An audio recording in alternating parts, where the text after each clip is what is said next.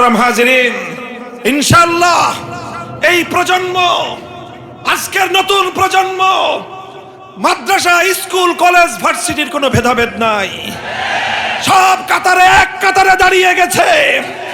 একই সাফ মে খড়ে হুয়ে মাহমুদ ও আয়াজ, না কোই বান্দা রাহা না কোই বান্দা নওয়াজ। এখানে কোনো প্রভু ভৃত্য নাই, এখানে কেউ প্রভু আর কেউ ভৃত্য নয়, সকলে ভাই ভাই। এখানে কেউ উঁচু আর কেউ নিচু নাই, সবাই এক সমান।